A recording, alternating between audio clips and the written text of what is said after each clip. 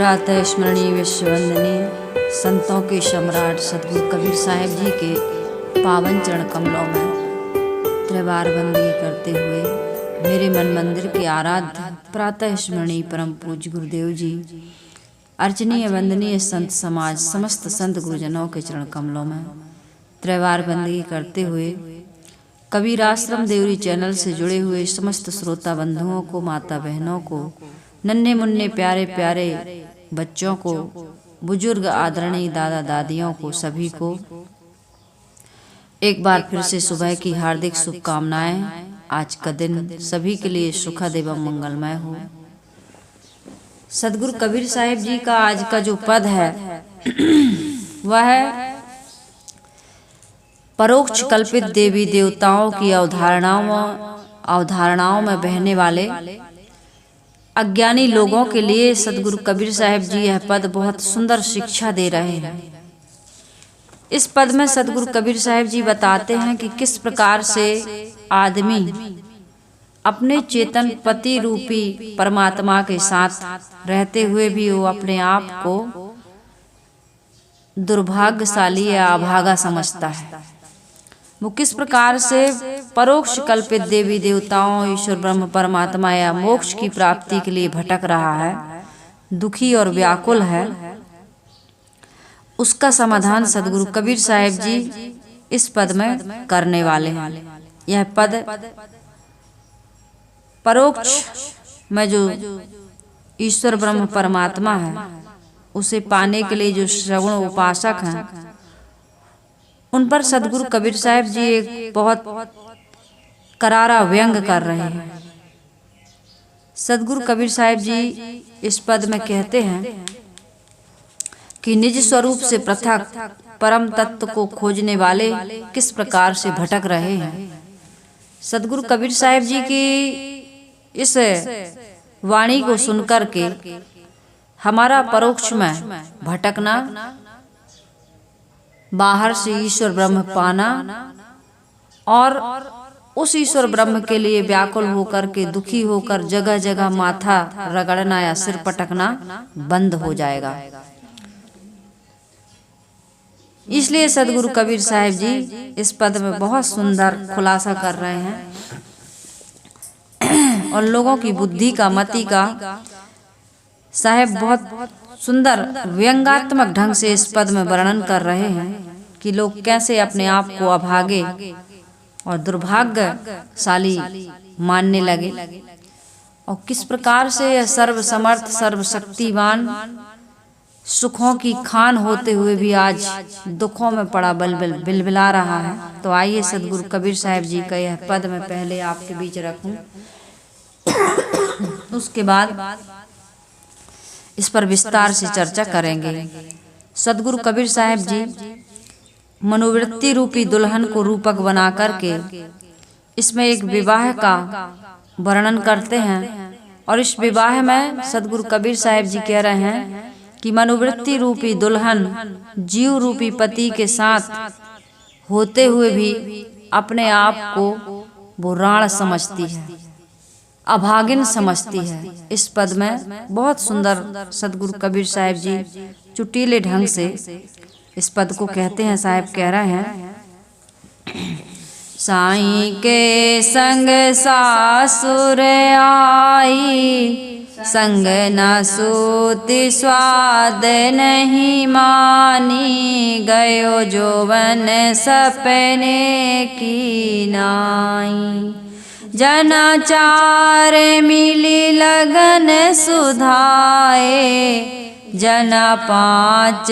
मिली माड़ो छाए, सखी सहेलरी मंगल गावे, दुख सुख माथे हरदी चढ़ावे, नाना रूप परी मन भावरी, गाठी जोरी भाई पतियाई, अरे घादल चली सुवासिनी, चौके राण भई संग साई, भयो विवाह चली बिन दुल्हा, बाट जात समधि समुझाई।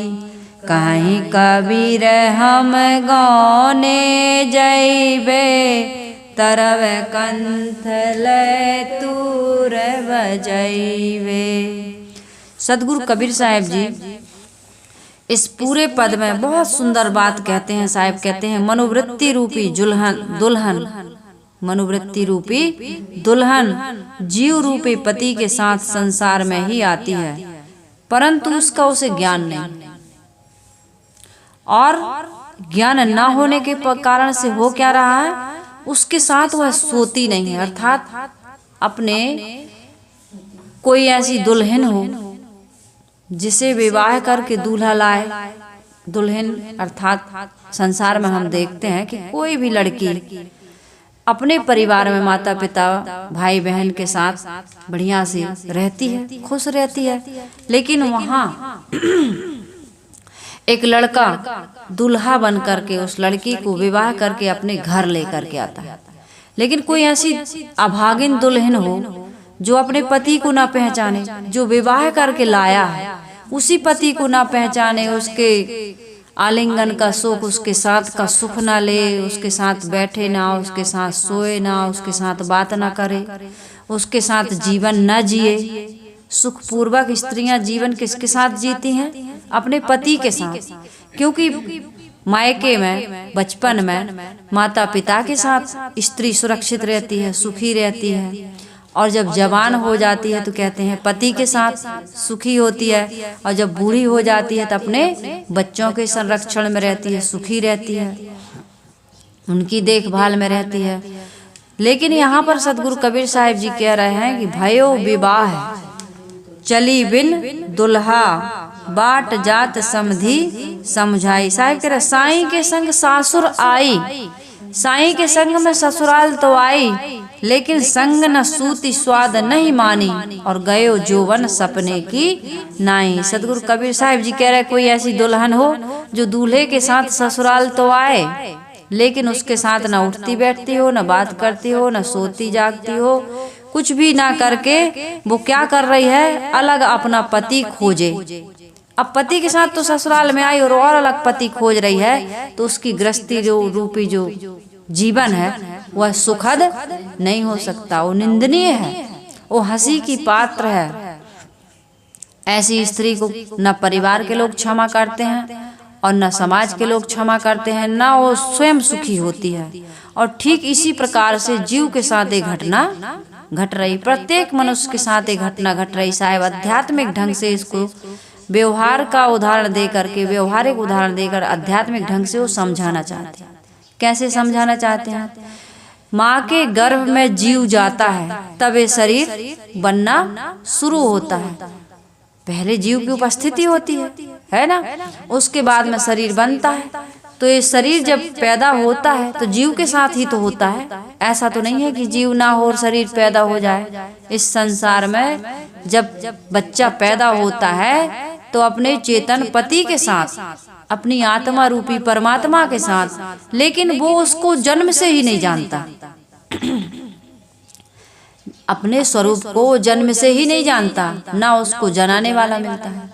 वो तो अपने ईश्वर को, ब्रह्म को, परमात्मा को, सुख शांति को कहाँ ढूंढ रहा है? बाहर, अपने से अलग। इसी पर सदगुरु कबीर साहब जी बहुत करारा व्यंग करते हैं कि साहब कहते हैं साईं के संग सासुर आई, संग न सूति स्वाद नहीं मानी, गयो जोवन सपने की नाई। जोवन जवानी, स्वस्थ अवस्था, कुछ करने लायक, सुखी होने लायक, बंधन काटने लायक, मुक्ति पाने लायक जो समय था जवानी का, साहिब कह रहे गयो जोवन सपने की नाई। उसका जोवन, उसकी जवानी, उसकी स्वस्थ अवस्था कैसे चला गया? सपने के जैसे बीत गया। सदगुरु कबीर साहब जी कह रहे हैं कि तुम्हारा ईश्वर ब्रह्म परमात्मा सुख शांति मोक्ष या कल्याण तुमसे अलग नहीं है।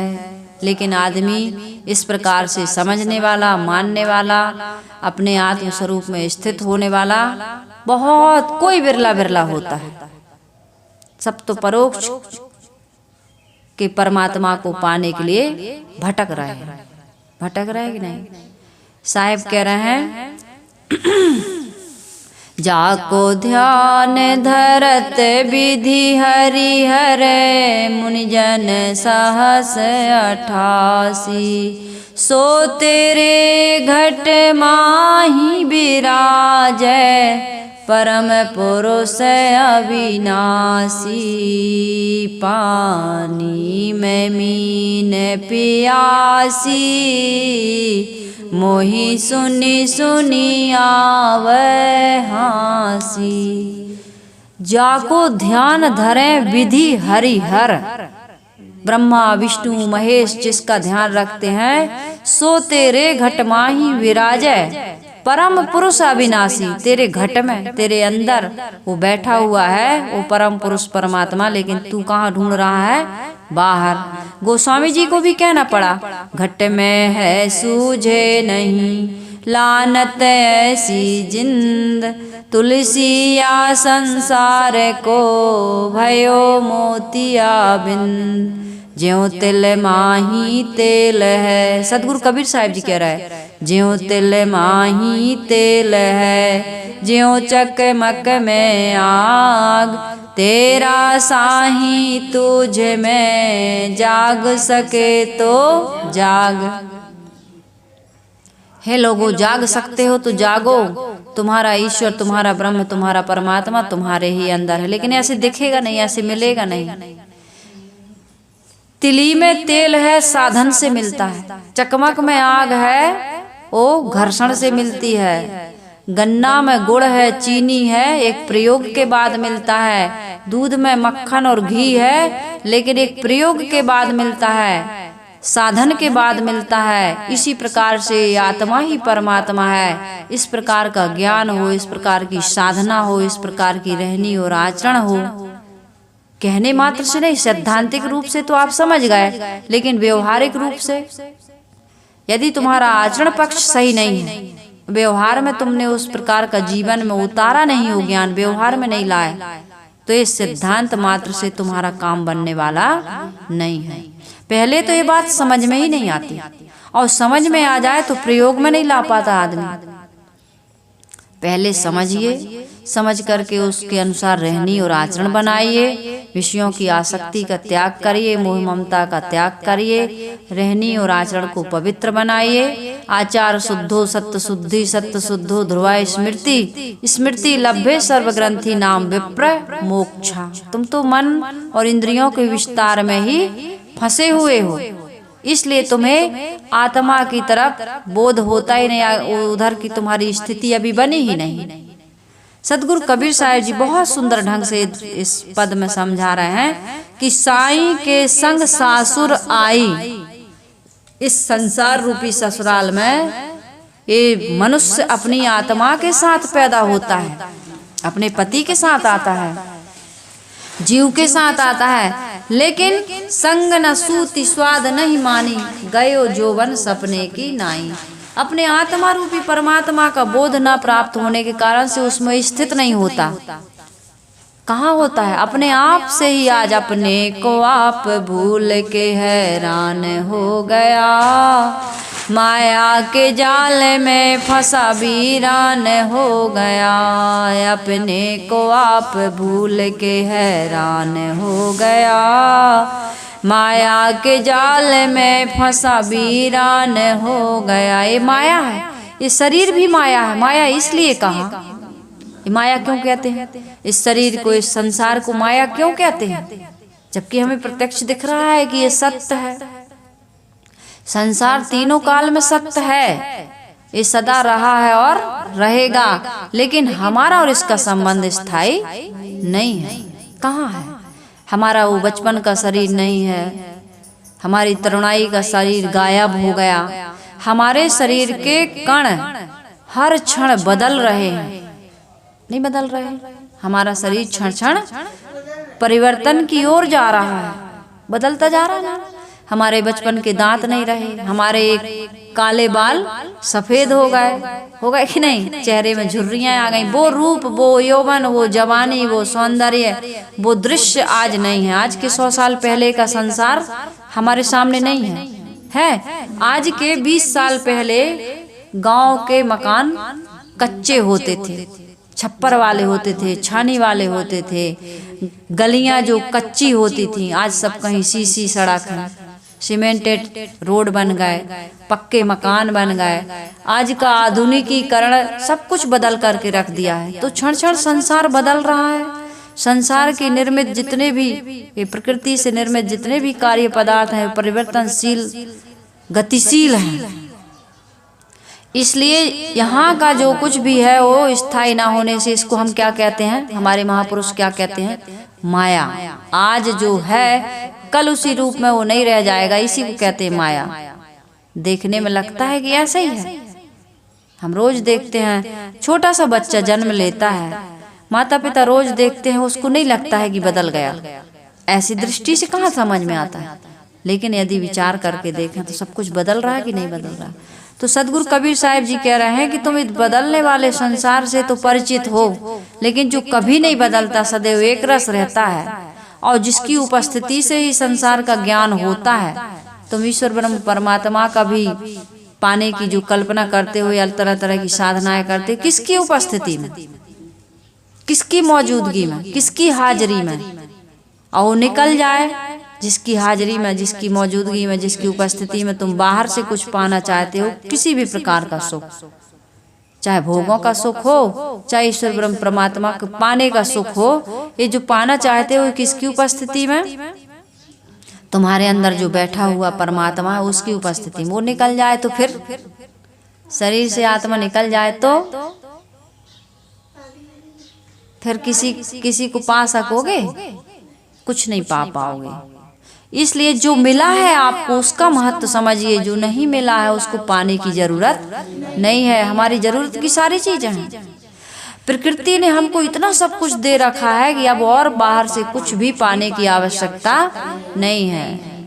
आपको भोजन चाहिए, 1 कुंटल गेहूं, परिश्रम करिए, आपको परिश्रम के लिए शरीर मिला है, समझ मिली है, ऐसे औजार मिले हैं, है ना, मनुष्य ने बनाए हैं, अपने आवश्यकता के कारण से आविष्कार किया।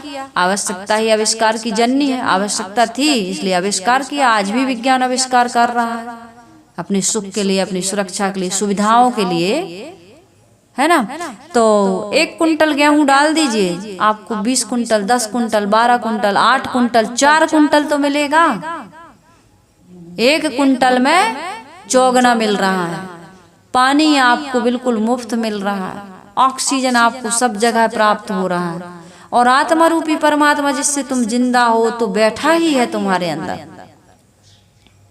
घट में है सूझे नहीं, लानत ऐसी जिंद, ऐसी जिंदगी को धिक्कार है। जो मिला हुआ है उसका तिरस्कार कर रहा है, जो नहीं मिला हुआ उसके पीछे दौड़ रहा है, व्याकुल बना हुआ है।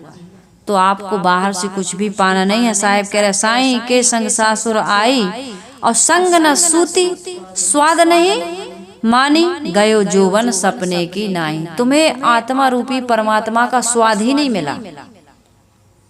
आत्मा रूपी परमात्मा का जिस दिन स्वाद मिल जाता, उस दिन बाहर से ओस चाटने का जो तुम भूल कर रहे हो, जिससे केवल तुम्हें ओस चाटने से प्यास नहीं बुझती और स्वाद चखने से भूख नहीं मिटती, इसी प्रकार से बाहर से ईश्वर ब्रह्म परमात्मा पाने की जो तुम्हारी जिज्ञासा है, जो तुम्हारा परिश्रम है, ये सफल सार्थक नहीं हो सकता। इससे संतोष या तृप्ति या आनंद की अनुभूति या आवागमन से मुक्ति आपको नहीं मिल सकती। इसलिए भाई जो मिला है उसका महत्व समझिए, और जो नहीं मिला है उसके पीछे दौड़ने की आवश्यकता नहीं है। सदैव परमानंद के आश्रय में पहुंचने के जो व्यक्ति सपना देखता रहता है, जिसकी मनोवृत्ति हमेशा सोचती है कि बाहर से ईश्वर मिलेगा, परमात्मा मिलेगा तो परम आनंद की प्राप्ति होगी, ऐसा व्यक्ति जीवन भर वो केवल भटकता रहता है। अत्यांतिक सुख का आश्रय तो हमारे अंदर है। यदि हम अपने आप को समझ जाएं तो हमसे सुखी संसार में कोई व्यक्ति नहीं हो सकता। मनुष्य से ज्यादा सुखी इस संसार में ये मनुष्य का शरीर पा जाना ही सबसे बड़ी उपलब्धि है। आप मनुष्य बन गए, मनुष्य हो गए, मनुष्य बन के पैदा हुए ना।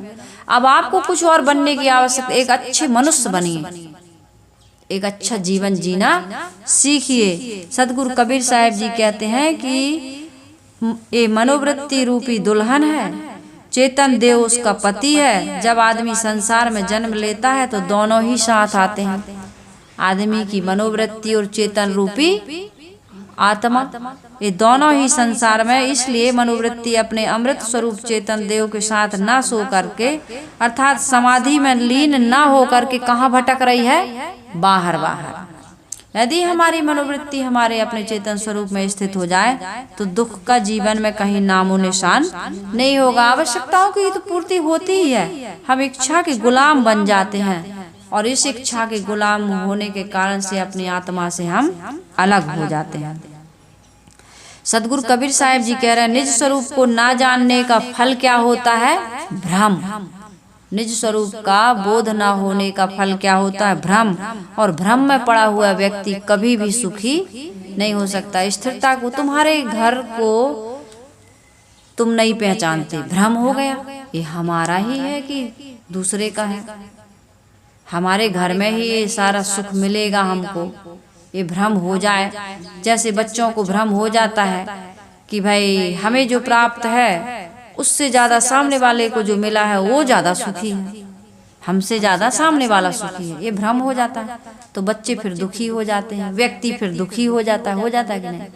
जबकि उसको ये पता नहीं है कि उससे ज्यादा सुखी हम स्वयं हैं। यदि अपनी शक्ति को, अपने सुख को हम समझ जाएं तो सदगुरु कबीर साहब कहते हैं, भला अपनी आत्मा को कोई छोड़कर कैसे रह सकता है? लेकिन अज्ञान के कारण हम उसी को छोड़ कर रह रहे हैं। अपनी आत्मा से कभी हमारा वियोग संभव ही नहीं है, और जो हमें मिल नहीं सकता है कल्पना में, हम जो जिस चीज को हमने मान रखा उसी को पाने के लिए हम प्रयास कर रहे हैं, उसके वियोग में दुखी है, वियोग में दुखी है और पाने के लिए बहुत परिश्रम कर रहा है। सदगुरु कबीर साहब जी कह रहे हैं, संग न सूती स्वाद नहीं मानी, गयो जोबन सपने की नाई, जना चार मिली लगन सुधायो। सदगुरु कबीर साहब जी कहते हैं कि उस कल्पित ब्रह्म परमात्मा को पाने के लिए, उससे विवाह करने के लिए, मिलने के लिए 4 लोगों ने लगन शोधी। संसार में जो जितने लोग परोक्ष ईश्वर ब्रह्म परमात्मा को पाने का प्रयास करते हैं उनको तरह तरह के गुरु मिल जाते हैं, बताने वाले। साहिब जी कह रहे हैं, दुल्हन अपने पास में रहने वाले पति को न जानकर किसी दूसरे दुल्हे से विवाह करने के लिए लगन सुधवाने के लिए गई। जब विवाह होता तो लगन सोचते हैं ना पंडित लोग, ऐसे ही तो विवाह नहीं हो जाता है। संसार में विधिवत रूप से, विधि विधान से जिस लड़का का विवाह होता है उसके लिए पंडित जी लगन शोधते हैं। तो यहाँ पर 4 पंडित लगन शोध रहे हैं, वे उसका लगन शोधने लगे। मनुष्य की मनोवृत्ति अपने आत्मदेव पति को न जानकर सुख का आश्रय बाहर खोजने लगी और बाहरी पति की तलाश में पड़ गई। बाहरी दूल्हे से विवाह करने के लिए मन, चित्त, बुद्धि, अहंकार, 4 पंडित लगन शोधने लगे। इसका अर्थ क्या है? सदगुरु कबीर साहब जी कह रहे हैं, मन बाहरी विषयों एवं कल्पित देवी देवताओं की कल्पना करने लगा। कितने प्रकार के ब्रह्म है, ईश्वर है, परमात्मा है, देवी देवता है। मन उसका क्या करने लगा? कल्पना करने लगा। चित्त उसका अनुसंधान करने लगा, खोजने लगा, खोजबीन करने लगा। और बुद्धि ने निश्चय कर लिया कि यही देवता सबसे बड़े। भैया हम तो शंकर जी को मानते हैं, हम तो गणेश जी को मानते हैं, हमारी तो काली ही इष्ट हैं, हमारे तो हनुमान जी ही इष्ट हैं, हम हनुमान के अलावा दूसरे भगवान को नहीं मानते। तो ऐसा आदमी ने बिल्कुल निर्णय कर लिया, निश्चित कर लिया बुद्धि से कि यही भगवान सबसे बड़े, हमारा अपना आत्मा सबसे बड़ा है, मैं सबसे बड़ा हूँ, ऐसा भाव कभी नहीं आया। कोई ईश्वर ब्रह्म परमात्मा जिसको गुरु लोगों ने बता दिया उसको हमने एक को सिलेक्ट कर लिया कि इस, जैसे लड़की की शादी होती तरह तरह की फोटो आती ना, ये लड़का पसंद है कि ये लड़का पसंद है कि ये लड़की पसंद है, तो आदमी कितनों को रिजेक्ट करता है, कितनों को फिर एक आध को पसंद कर लेता है। इसी प्रकार से नाना देवी देवता हैं संसार में और मन सोचता है किस कौन सा देवता सही है, विचार करता है, बुद्धि खोजबीन करती है। मन में तो कल्पना आती है कि भगवान चाहिए, एक देवता हमें चाहिए। फिर बुद्धि खोजबीन करती है, नहीं चित्त खोजबीन करता है कि कौन सा ठीक। फिर बुद्धि कहती है यही ठीक है, सबसे बड़े भगवान यही है। फिर अहंकार से उस करतूती मतलब उसको पूजने लगते हैं, उसकी उपासना करने लगते हैं, उसे स्वीकारने लगते हैं। तो विषयों में सुख ढूंढते ढूंढते फिर आदमी कल्पित देवी देवताओं में सुख ढूंढता है, लेकिन मिलता बाहर से कहाँ मिलेगा, है ही नहीं। वो तो तुम्हारी कल्पना का भगवान है, कल्पना का सुख है। कल्पना का सुख कभी संसार के विषय भोगों से या कल्पित देवी देवताओं से मिलने वाला नहीं है। साहिब कहते हैं जना 5 मिली माड़ो छायो, जना 4 मिली लगन सुधायो और जना 5 मिली माड़ो छायो। बिना मंडप के विवाह संभव नहीं है। तो ये 5 क्या है? सदगुरु कबीर साहिब जी कहते हैं 5 तत्व हैं। ये 5 तत्वों से, 5 प्रकृति से हमारा शरीर बना। मनोवृत्ति रूपी दुल्हन नए नए पति से विवाह करती रहती है, अपने पति आत्मदेव से विमुख बनी नाना विषयों एवं कल्पित देवी देवताओं में वो भटकती रहती। 5 ज्ञानेंद्रियों के वशीभूत होकर के हमारी मनोवृत्ति बाहर की ओर भटक रही है। इसके बाद में साहिब कहते हैं सखी सहेलरी मंगल गावे और सुख दुख माथे हरदी चढ़ावे। फिर विवाह में सहेलियां होती हैं, मंगल गीत गाती हैं, अर्थात विषयों का ही वो प्रशंसा करती हैं। जो सहेलियां मिलती हैं, सखियां मिलती हैं, वो पति के बारे में, अपने प्रेमी के बारे में और विषय भोगों के बारे में बहुत रोचक ढंग से वर्णन करती हैं, बड़ा सुख बताती हैं। तो यहाँ पर साहिब कह रहे हैं कि वो सहेलियां मंगल गाने लगी और कन्या के शरीर पर हल्दी लगाती हैं। तो ये हल्दी क्या है?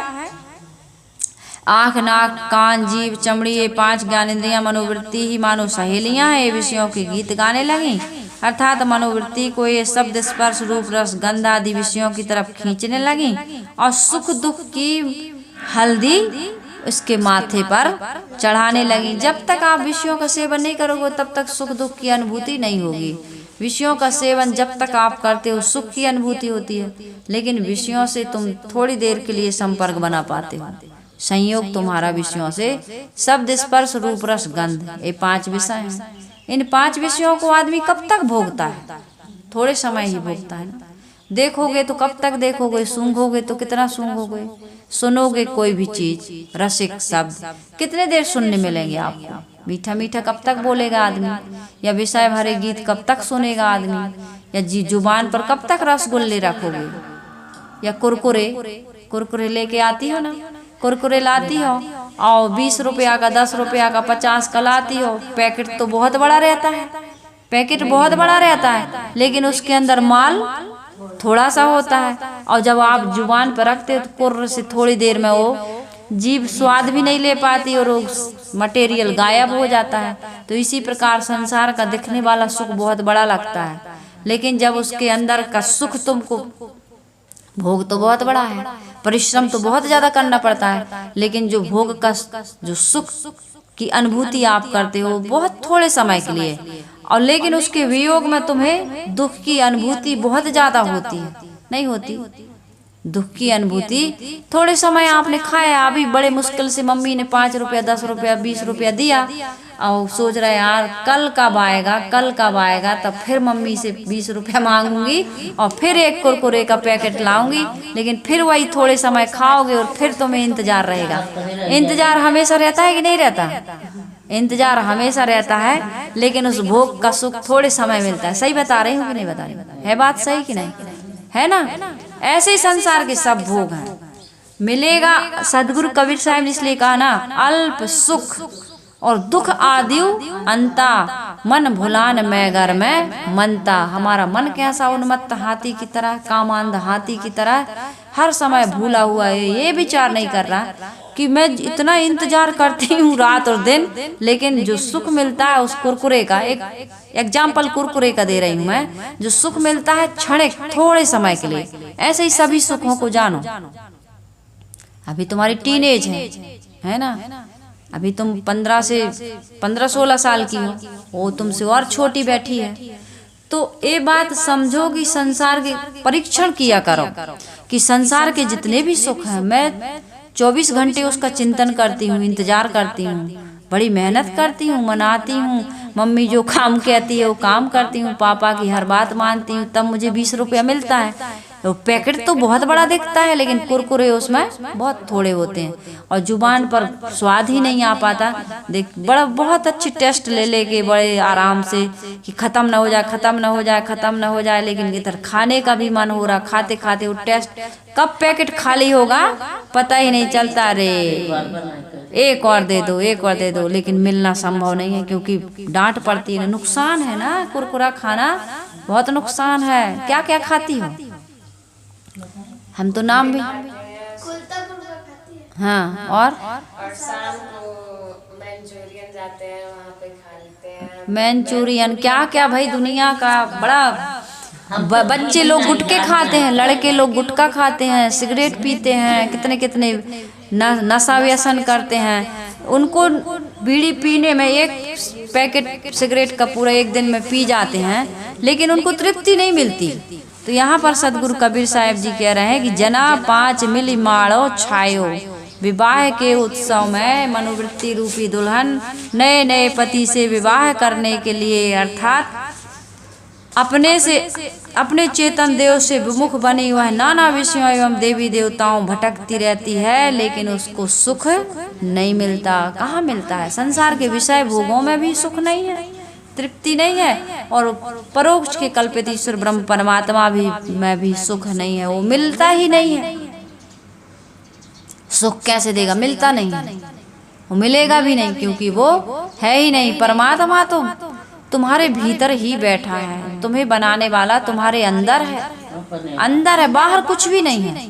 ये वासना जो शरीर धारण करा रही वो भी अंदर है, ये जीव जो इस शरीर को चला रहा वो भी अंदर है, सब कुछ तुम्हारे अंदर है, बाहर कुछ भी नहीं है। बाहर जो कुछ भी है ये प्रकृति है और तुम्हारे मन का विस्तार है, इसके अलावा कुछ भी नहीं है। साहिब कह रहे हैं सखी सहेलरी मंगल गावे, दुख सुख माते हरदी चढ़ावे। परिणाम स्वरूप जो संसार के विषय भोगों का तुम सेवन करते हो इसमें दुख और सुख के द्वंद्व तुम्हें परेशान करते हैं। साहिब कहते नाना रूप परी मन भावरी, गांठ जोरी भाई पतियाई। विवाह के समय वर वधू के कपड़े जो पहनते हैं कपड़े उसकी एक गांठ बांध दी जाती, दोनों को एक में बांध देते हैं। लो दोनों बंध गए, अग्नि के चारों ओर 7 फेरे लगाते हैं, नाना प्रकार के विषयों एवं कल्पित देवी देवताओं के संस्कार मन में पड़ते हैं। एक गुरु क्या करता है? हमारे अंदर में भ्रांति की गांठ बांध देता है, भ्रांति की गांठ। अरे विश्वास करो, आस्था रखो, भगवान पर आस्था और विश्वास नहीं करोगे, मेरे वचनों पर विश्वास नहीं करोगे तो भगवान मिलने वाला नहीं है। इस प्रकार का कह कह के गीता में लिखा है, भागवत में लिखा है, पुराण में लिखा है, रामायण में लिखा है, इसमें लिखा है, उसमें लिखा है, इस महापुरुष ने कहा है, इस कथा में ये आया, ये नाना प्रकार के उदाहरण दे दे करके, नाना प्रकार की दुहाई दे दे करके एक व्यक्ति को एक गुरु लोग ये दृढ़ा देते हैं, अच्छी तरह से विश्वास दिला देते हैं कि भगवान आपको मिलेगा। कहाँ से मिलेगा? बाहर से। जाहिदे गुमराह का मैं किस तरह हमराह हूँ, वह कहे अल्लाह है और मैं कहूँ अल्लाह हूँ। मैं स्वयं अल्लाह हूँ, ईश्वर हूँ, ब्रह्म हूँ, परमात्मा हूँ। मेरा अस्तित्व जो मेरे अपने स्वरूप आत्मा का बोध मुझे ना होने के कारण से मैं अपने आप को तुच्छ दीनहीन समझने लगा हूँ, यही मेरा सबसे बड़ा अज्ञान और यही मेरा सबसे बड़ा दुख है। तो ऐसे सदगुरु की आवश्यकता है जो आपको कहता है खुदा खुद से जुदा मानो अधूरा है, दिखला दे खुद ही में खुदा पीरों से कहते हैं, खुद में खुदा दिखा दे, खुद ही को कर बुलंद इतना कि हर तकदीर से पहले खुदा खुद बंदे से पूछे बता तेरी रजा क्या है, तू क्या चाहता है? तो मैं क्या चाहता हूँ? मैं तो बाहर से सुख चाहता हूँ, ईश्वर ब्रह्म परमात्मा चाहता हूँ। अरे जहाँ जो है ही नहीं वहाँ ढूंढोगे तो मिलेगा कैसे? इसलिए सदगुरु कबीर साहब जी कहते हैं संस्कारों में भ्रांतियों के चक्कर में मनुष्य की मनोवृत्ति सब देव भटकती रहती है। इस मनोवृत्ति रूपी दुल्हन ने एक बहुत बुरा काम किया। क्या किया? अज्ञान रूपी भाई से ही उसने गठबंधन कर लिया। अज्ञान में पड़ा है। भाई के संग सासुर गौनी। साहिब जी यहाँ कह रहे हैं ना, जनाचार सखी सहेलरी मंगल गावे, सुख दुख माथे हरदी चढ़ावे, नाना रूप परी मन भावरी, और गांठ जोर भाई पते आई। अज्ञान रूपी भाई के साथ गांठ जोड़ ली। अज्ञान पर ही उसको विश्वास हो गया, अपने स्वरूप का अज्ञान और बाहर ईश्वर ब्रह्म परमात्मा की प्राप्ति होगी, ये अज्ञान रूपी भाई के साथ उसने गठबंधन कर लिया। अविद्या यहाँ अज्ञान तथा मनोवृत्ति दोनों की उत्पत्ति अविद्या से होती है। दोनों अविद्या से ही पैदा होते हैं, अज्ञान और मनोवृत्ति। तो भाई अब दोनों का गठबंधन हो गया। चेतन स्वरूप से अलग जो कुछ अपना आश्रय माना जाता है वह सब अज्ञान ही है। जीव उन्हीं में अपना गठबंधन कर रखा, ग्रंथि बंधन कर रहा है। यही तो जड़ चेतन की ग्रंथि है। मनोवृत्ति निज स्वरूप चेतन के अलावा जहाँ भी अपनी मनोवृत्ति अवधारणाएं बनाती है या अपना ईश्वर ब्रह्म परमात्मा मानती, सुख का कारण मानती, वह सब अज्ञान है। इसलिए सदगुरु कबीर साहिब जी कह रहे गांठी जोर भाई पतियाई, बहुत बड़ा व्यंग करते हैं। साहिब कह रहे हैं कि ये अज्ञान में पढ़ करके मनोवृत्ति अज्ञान रूपी भाई के साथ हमेशा गठबंधन करके रहती है, अज्ञान को त्यागना नहीं चाहती। यदि अज्ञान को त्याग दे तो उसका दुख दूर हो जाए, भटकना बंद हो जाए। साहिब कह रहे अर्धा दैले चली सुभासनी। जब दुल्हन का विवाह होता है और वो ससुराल जाती है तो दरवाजे पर अर्घ देती हैं, अर्घ देती हुई स्त्रियां पानी गिराती हुई दुल्हन को वो अंदर ले जाती हैं। और ये काम कौन करती है? सुवासनी, सुहागिन स्त्री, विधवा स्त्री ये नहीं करती। यहाँ सुहागिन कौन है? जिस ईश्वर ब्रह्म परमात्मा की कल्पना में भटकाने वाले गुरु को हम यहाँ पर सदगुरु कबीर साहिब जी सुहासिनी कह रहे हैं। सुहासिनी अर्थात सुहागिन अर्घ देते हुए जाती है। देवी देवताओं की उपासना करने वाले जो गुरु हैं, भक्त हैं, वे अपने आप को कहते हैं हमें उनके दर्शन हो गए, हमें ईश्वर ब्रह्म परमात्मा के दर्शन हो गए हैं और आओ हम तुम्हें भी दर्शन कराएंगे। तो वे युक्ति बता रहे हैं, वही है सुवासिनी। वो अपने आप को यही कहते हैं कि हमें भगवान का साक्षात दर्शन हो रहा है। उससे बिल्कुल सीधा कांटेक्ट है। पंडित जी मिल जाए, पुजारी मिल जाए, ऐसे साधु संत मिल जाए तो आदमी कहते हैं ना भैया ऐसे संत के पास ले चलिए जिसको परमात्मा की अनुभूति हो गई हो। तो बाहर की परमात्मा है ही नहीं तो उसको अनुभूति कैसे होगी? लेकिन वो रोचक वाणियों को सुना सुना कर मानो अर्घ दे रहे हैं और मनोवृत्ति रूपी दुल्हन को उस पति को पाने के लिए प्रेरित कर रहे हैं। यही अर्घ देना है। सदगुरु कबीर साहिब जी कहते हैं लेकिन इसमें एक बड़ा आश्चर्यजनक घटना घटी। चौके राण भई संग साईं। दुल्हन चौके में एवं ससुराल की बेदी में पहुंचते ही राण हो गई। वो कितनी अभागी दुल्हन है जो ससुराल के चौके में पहुंचते ही राण हो जाए, उसका पति मर जाए। अचरज तो यह है कि उसका पति उसके साथ में रहते हुए भी वो अपने आप को विधवा समझ रही है। उसका पति उसके साथ में है फिर भी वो अपने आप को क्या समझ रही है? विधवा समझ रही है। सदगुरु कबीर साहिब जी ने एक जगह और कहा है कि ऐसा ईश्वर, ऐसा ब्रह्म परमात्मा जो बाहर से तुम पाना चाहते हो कभी मिलता नहीं है। उसके लिए साहिब बहुत सटीक बात कहते हैं, कुब्जा पुरुष गले एक लागा पूज न मन की श्रद्धा और करत विचार जन्म गो खीसे ईतन रहत असाधा। इस शरीर तुम्हारा तुमने साधा नहीं, इससे साधना नहीं की, इससे तुम्हें ज्ञान प्राप्त नहीं हुआ। तुम्हें जो ईश्वर था, ब्रह्म था, परमात्मा था, वो तुम्हारी आत्मा ही है, इसका बोध नहीं हुआ। इसलिए तुम कुब्जा पुरुष अर्थात नपुंसक पुरुष से लग कर के कोई स्त्री चाहे कि सुख मिल जाए, उसकी इच्छा की पूर्ति हो जाए, तो संभव नहीं है। इसी प्रकार से कल्पित जितने भी देवी देवता हैं, इससे मिलकर के तुम्हें कभी शांति मिलने वाली या मोक्ष या परमात्मा मिलने वाला, आवागमन से मुक्ति मिलने वाली नहीं, क्योंकि वो है ही नहीं। ये जितने भी देवी देवता हैं नपुंसक हैं। सदगुरु कबीर साहिब जी इस प्रकार का एकदम तिलमिला उठने वाला वाक्य कह देते हैं कि जितने भी देवी देवता हैं ये जड़ हैं, ये चेतन एक कल्पना के बनाए हुए हैं, तुम्हारे ही बनाए हुए हैं, तुमने ही इनको पैदा किया है। सदगुरु कबीर साहिब जी कहते हैं, ऐसे परमात्मा से मिलकर के चौके राण भई संग साईं। अज्ञान रूपी रात्रि में संसार के सभी जीव भटक रहे हैं। मनोवृत्ति रूपी दुल्हन यह तो नहीं जानती है कि अपना चेतन देव पति अपने साथ है। स्वरूप ज्ञान से वह एकदम अनभिज्ञ हो गई है। कौन? मनोवृत्ति। और जिस कल्पित ईश्वर या देवी देवताओं को अपने पति माना है, वह तो मिलता नहीं, वह मिलने की कोई वस्तु है ही नहीं, वह तो केवल मन की कल्पना है। अतः उसने जिसे पति माना, वह ना मिलने से वह अपने आप को विधवा मानने लगी, अभागिन मानने लगी, राण मानने लगी। इस प्रकार से सदगुरु कबीर साहिब जी कह रहे हैं कि मनुष्य को अपने दिव्य आत्मदेव का परिचय न होने से वह बाहर बाहर भटक रहा है और बाहर से उसे संतोष नहीं मिलता है। बड़े बड़े संत भक्त यही कहते हैं, हे भगवान कब मिलोगे, दर्शन दो भगवान। रोते हैं, विरह के गीत गाते हैं और कहते हैं कि क्या होगा, आज नहीं मिला भगवान तो कोई बात नहीं है, लेकिन कभी न कभी भगवान मिलेंगे। हाँ, राम राम कहते रहो जब लग घट में प्राण, और कब हूँ तो दीन दयाल के झनक पड़ेगी कान, कभी तो भगवान मिलेंगे। उन्होंने शबरी को दर्शन दिया, प्रहलाद को दर्शन दिया, ध्रुव को दर्शन दिया, मीरा को दर्शन दिया, कथाओं में दिया है, रियल में तो दिया है कि नहीं दिया है इसकी क्या गारंटी?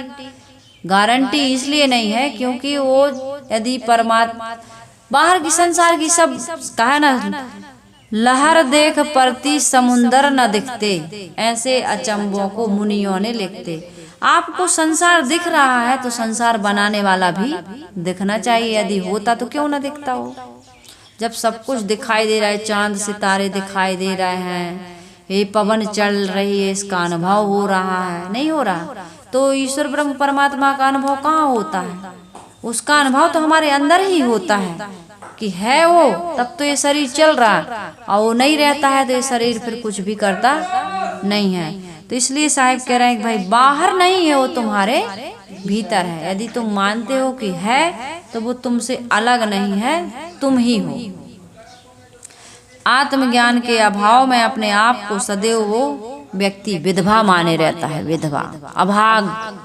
हमारा बड़ा दुर्भाग्य है, हम बड़े अभागे हैं जो हमें परमात्मा, हम बड़े पापी हैं, हमने बड़े पाप किए हैं, इसलिए परमात्मा हमको दर्शन नहीं दे रहे हैं। इस प्रकार की ग्लानि करता है, वो बड़ा दुखी रहता है कि जरूर हमने कहीं कोई पाप किए होंगे, तब तो परमात्मा हमें दर्शन नहीं दे रहा। ऐसे वो गिल्टी फील करता रहता है और अपने आप को दुखी मानता रहता है। सदगुरु कबीर साहिब जी कहते हैं, पूरा जीवन ऐसे ही बीत जाता है, भयो विवाह चली बिन दुल्हा।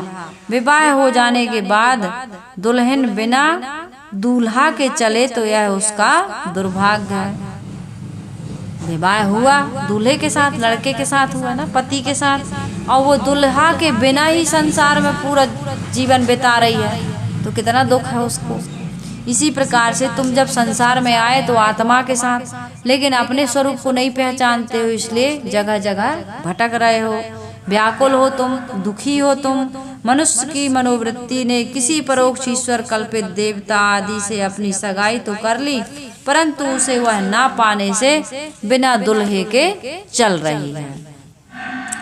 यहाँ चली का अर्थ यह है कि पूरा जीवन बीत गया लेकिन दुल्हा उसको नहीं मिला, परमात्मा के दर्शन नहीं हुए, भक्ति करते हुए जीवन यापन हो गया, पूरा समय बीत गया लेकिन दुल्हा ना मिला। जिस दुल्हे के लिए उसने फूल, बेलपत्री, चंदन, अक्षत, पता नहीं क्या क्या, सुबह से ठंडी में भी नहा नहा करके जल चढ़ाया, हाँ भिनसारे से जल चढ़ाया, लेकिन उसको भगवान नहीं मिले। दुख में सुख में कभी भी उसने नहीं हमारा साथ दिया, आया ही नहीं। कितने दुख हो गए, कितने कहते हैं द्रौपदी की लाज बचाने के लिए कृष्ण आ गए थे, लेकिन यहाँ कितनी द्रौपदियों की लाज लूटी जा रही है। उनकी तो केवल कपड़े उतारने का प्रयास हुआ था, लेकिन यहाँ कितनों की इज्जत लूटी जा रही है, लेकिन भगवान नहीं आ रहे हैं। कितने कितने अपराध हो रहे हैं, कितने कितने अत्याचार हो रहे हैं, कितनी हिंसा और हत्याएं हो रही हैं, कितना वध किया जा रहा है, लेकिन भगवान, कितना पाप बढ़ रहा है, भगवान नहीं आता है। इसलिए साहिब कह रहे हैं भगवान आएगा तो मनुष्य के रूप में आता है कि नहीं आता। और इस मनुष्य को हम भगवान, अपने आप को हम भगवान कभी नहीं मानते। भगवान के लायक कोई काम ही नहीं कर रहे हैं, हम तो शैतान बने हुए। जितने मनुष्य हैं वो शैतान बने, इसलिए उनको भगवान नहीं मानता कोई। और व्यक्ति यदि, इंसान यदि भगवान जैसा काम करने लगे तो वही तो भगवान है। काम से भगवान बनता है ना। केवल पैदा होने से भगवान, ये मोबाइल है हमारे पास, ये पुस्तक रखी है, इसमें कितना ज्ञान है, लेकिन हम इसको पढ़े ना, इसके अनुसार जीवन बनाए ना, तो ये पुस्तक हमारे किस काम की, कोई काम की नहीं है। इसी प्रकार से मोबाइल रखा है हमारे पास, इस मोबाइल का यदि हम सदुपयोग करना ना जाने तो हमारे किसी काम का नहीं, बल्कि हमारे लिए बहुत नुकसान वाला है। लेकिन यदि सदुपयोग करते हैं तो इस भगवान जैसा काम कर रहे हैं। कितना हमारे जीवन के मोबाइल से आज कितने काम हो रहे हैं अनगिनत, जिसको आप बता नहीं सकते। जो जितना जानता उतना बता दे। केवल इसमें बात ही नहीं होती है, इसमें बहुत सारे काम होते हैं। तो सदगुरु कबीर साहब जी कहते हैं कि बाट जात समधी समुझाई। समधी है ये भक्त लोग, गुरु लोग, ये रास्ते चलते हुए ये जीवन यापन में हमको यही बताते हैं। क्या बताते हैं कि धैर्य रखो, परमात्मा तुम्हें अवश्य मिलेगा। ध्रुव को मिला, प्रहलाद को मिला, मीरा को मिला, अमुक को मिला, तुम्हें भी मिलेंगे। यदि इस जीवन में नहीं मिले तो मरने के बाद उसके लोक में तुम जाओगे, वो अवश्य कृपा करेंगे। माधुर्य भक्ति करने वाले ऐसी ही भक्ति करते हैं, क्या वे समझदार नहीं हैं?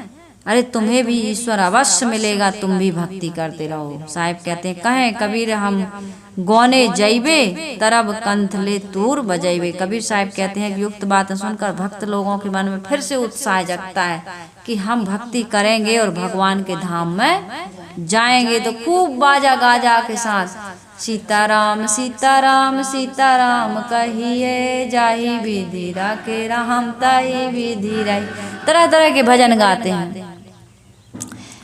भक्ति भावना में बड़े गाजे बाजे के साथ लोग, नाच गान के साथ लोग भक्ति करते हैं और यही विश्वास होता है उनको कि हम भगवान के धाम जाएंगे। तो सतगुरु कबीर साहब जी कहते भैया जाओगे आओगे नहीं, संतोषो सतगुरु मोहि भावै, जो आवागमन न सावै। ऐसे सदगुरु की प्राप्ति यदि हमारे जीवन में हो जाती है तो हम बहुत सौभाग्यशाली हैं, जो हमें आवागमन के चक्र से मुक्त कर देता है। किसी धाम या किसी लोक में जाने की भ्रांति में भटकाता नहीं है, बल्कि वो कहता है कि तुम्हारे अंदर बैठा हुआ आत्मा ही परमात्मा है, उसमें स्थित हो जाओ, बस संसार के सारे दुखों से तुम मुक्त हो जाओगे। फिर तुम्हें माँ के गर्भ में जाना नहीं पड़ेगा, 9 महीने उल्टे वहाँ लटकना नहीं पड़ेगा, अन्य खानियों में भोग भूमिकाओं में जाने की आवश्यकता नहीं पड़ेगी, तुम संसार के समस्त दुखों से मुक्त हो जाओगे। तो इस प्रकार का सदगुरु कबीर साहब जी का जो ज्ञान है हमें समस्त प्रकार के दुखों से मुक्त करने वाला है। फिर दुख का वहाँ कोई नामो निशान नहीं रह जाएगा। इसलिए हम ऐसे महापुरुषों की वाणी अवश्य पढ़ें, सुने और उसको सुन करके पढ़ करके अपने जीवन में बाहर से ईश्वर ब्रह्म परमात्मा सुख पाने की जो भ्रांति है, जो अज्ञान है, उसका त्याग करें और अपने जीवन का निर्माण करें एक शिल्पकार की तरह। जैसे अनगढ़ पत्थर शिल्पकार को मिलता है तो छेनी और हथौड़ी से गढ़ छील करके उसमें सुंदर मूर्ति बना देता है, इसी प्रकार से हमें ये जीवन मिला हुआ है। अब इस जीवन को हमें बनाना है ना।